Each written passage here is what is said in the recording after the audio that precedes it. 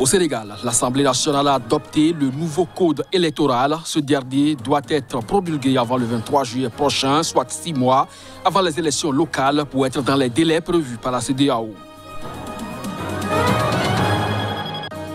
En RDC, l'ex-premier ministre Augustin Matata Ponyo s'est présenté ce lundi au parquet de la Cour constitutionnelle à l'invitation du procureur général de cette institution. Il est poursuivi pour des faits de détournement de fonds. La chancelière allemande Angela Merkel a annoncé que l'Allemagne n'a pas l'intention de rendre la vaccination anti-Covid obligatoire. Ce faisant, elle mise encore sur la volonté de la population et la publicité en faveur des vaccins.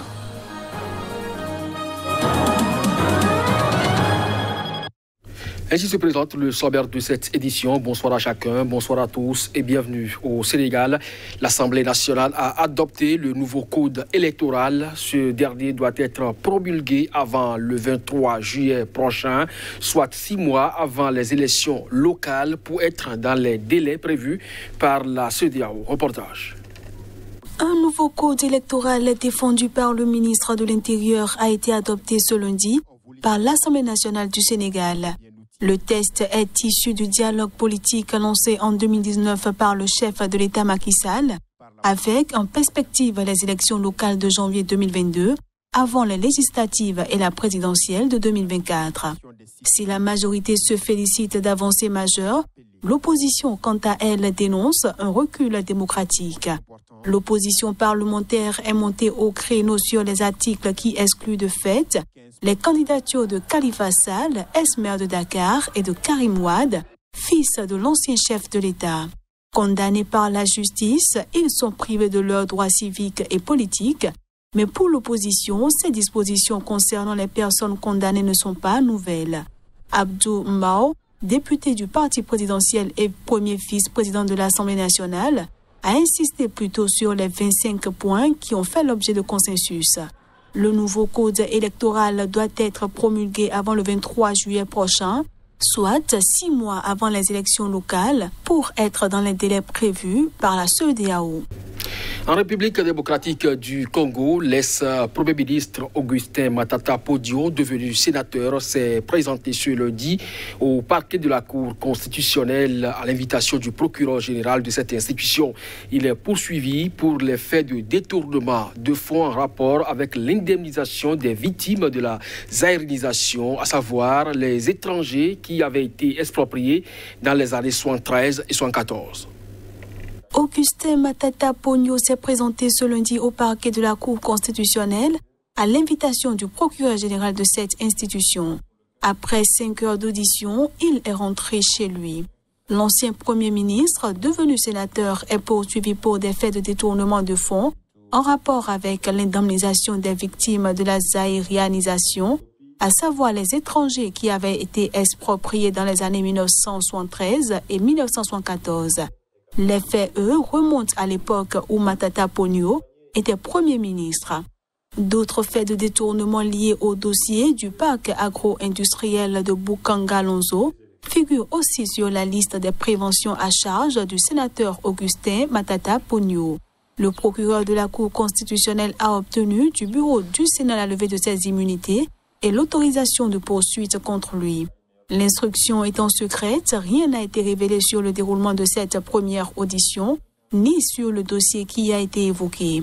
L'ancien Premier ministre a toutefois réfuté les accusations portées contre lui par le procureur de la Cour constitutionnelle. Pour ses détracteurs, malgré la sérénité qu'il affiche, Augustin Matata Ponyo a toujours évité d'affronter la justice pour s'expliquer sur tous les faits qui lui sont reprochés. Mais dans son camp, on parle d'un acharnement politique en lien avec les échéances de 2023. Le parti au pouvoir en Côte d'Ivoire a dénoncé lundi une alliance de dupes entre les deux anciens présidents Laurent Gbagbo et Henri Konan Bédié. La sortie du RHDP intervient au lendemain de leur rencontre, estimant qu'il n'y avait pas besoin d'un dialogue national dans le pays. Reportage. Le directeur exécutif du Rassemblement des Oufouettistes pour la démocratie et la paix RHDP, parti au pouvoir, a qualifié l'alliance entre les anciens présidents Laurent Gbagbo et Henri Konan Bédié de circonstancielle, une alliance de dupes, s'exprimant lors d'une conférence de presse. Ce week-end, Gbagbo et Bédié, anciens rivaux, se sont rencontrés à Daokro, dans le centre du pays, s'affichant unis comme les principaux opposants au président Ouattara. Gbagbo avait notamment appelé à respecter les textes, épinglant le président Ouattara, réélu pour un troisième mandat controversé au cours d'une présidentielle boycottée par l'opposition qui jugeait ce nouveau mandat inconstitutionnel. Très remonté contre les propos tenus ce week-end par Laurent Gbagbo à Daokro, Adama Bictogo a tenu à rappeler l'argument juridique avancé par la Cour constitutionnelle pour justifier le troisième mandat d'Alassane Ouattara. La Constitution a été votée en novembre 2016, Constitution portée par M. Bédié lui-même par le mouvement politique d'alors, votée à une large majorité. Nous sommes donc passés à une autre république, à une nouvelle république, a-t-il précisé. Refusant de voir ressurgir ce débat sur la scène politique ivoirienne, le directeur exécutif du RHDP a annoncé que le parti rejetait les appels au dialogue national lancés par Henri Konan Bédié dimanche dernier. Rien ne s'imposera au président Alassane Ouattara et encore moins au RHDP. Nous n'avons pas besoin de dialogue national. Les institutions fonctionnent, l'Assemblée fonctionne, toutes les institutions sont en place. Nous ne sommes pas un pays de crise, a-t-il ajouté. Le président sud-africain Cyril Ramaphosa a condamné, les pillages et incendies qui font rage en Afrique du Sud. Les émeutes semblent avoir été initialement déclenchées par l'incarcération de l'ancien président Jacob Zuma, mais qui semble désormais reléguer davantage de la délinquance et du désespoir économique. On parle d'au moins 45 morts dans ces incendies. Reportage. Pillages et incendies se sont étendus lundi en Afrique du Sud, au 4e jour de violences déclenchées initialement par l'incarcération de l'ex-président Jacob Zuma, alors que la plus haute cour du pays réexaminait sa sentence. Lundi matin, des carcasses grises de voitures brûlées jonchaient les rues du centre de Johannesburg et d'autres quartiers pris d'assaut la veille. La police, largement déployée et dont les hélicoptères survolent la mégalopole, avait déjà arrêté 219 personnes lundi matin entre la capitale économique du pays et la région Zulu. Et l'armée a annoncé à la mi-journée qu'elle allait prêter main forte aux forces de l'ordre dans cette province, comme dans la capitale économique du pays, pour mettre fin au débordement. Lors d'une prise de parole sur les restrictions Covid-19, le président sud-africain Cyril Ramaphosa a condamné les pillages et incendies qui font rage.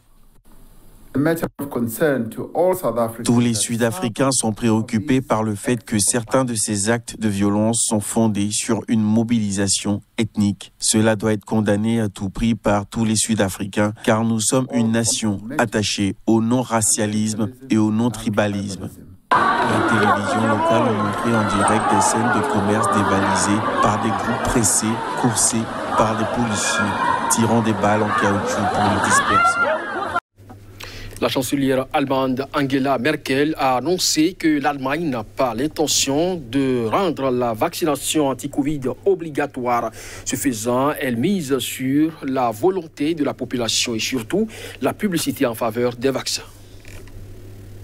L'Allemagne n'a pas l'intention de rendre la vaccination anti-Covid obligatoire, y compris des soignants, a déclaré ce mardi la chancelière allemande Angela Merkel lors d'une conférence de presse à l'Institut de veille sanitaire Robert Koch. Elle a également misé sur la volonté de la population et la publicité en faveur des vaccins. La dirigeante allemande a conseillé pour convaincre les récalcitrants à la vaccination de discuter tous ensemble, en famille, au travail, dans le club de football, partout où les êtres se connaissent et se font confiance. Je ne pense pas qu'on puisse gagner la confiance en changeant ce que nous avons dit, c'est-à-dire pas de vaccination obligatoire. Mais je pense que nous pouvons gagner la confiance en faisant de la publicité pour la vaccination et aussi en laissant autant de personnes que possible dans la population devenir des ambassadeurs du vaccin à partir de leur propre expérience.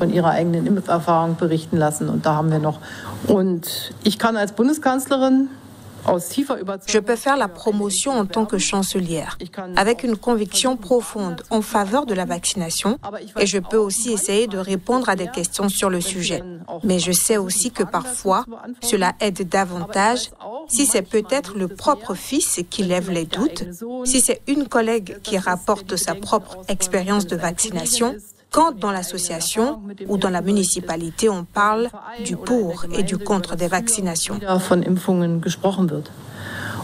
Le ministre allemand de la Santé, Jens Spahn, a détaillé que quelques 35,4 millions de personnes, soit 42,6%, ont été entièrement vaccinées en Allemagne et 48,6 millions, soit 58,5%, ont reçu une dose. Il a aussi regretté que la tendance soit au ralentissement du rythme d'injection. Plusieurs Colombiens sont impliqués dans l'assassinat du président haïtien. Bogota mène désormais une enquête sur plusieurs déplacements du chef de la sécurité du président assassiné. Le chef de la sécurité de Jovenel Moïse s'est rendu à plusieurs reprises en Équateur, au Panama et en République dominicaine via la Colombie entre janvier et mai 2021, a indiqué en conférence de presse le général Jorge Luis Vargas, directeur de la police colombienne.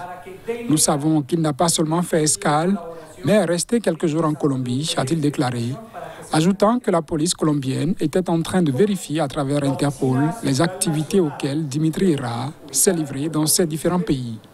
Au total, 21 Colombiens, dont de nombreux anciens militaires, font l'objet d'une investigation dans le cadre de l'enquête sur l'assassinat du président haïtien, a précisé le général Jorge Luis Vargas.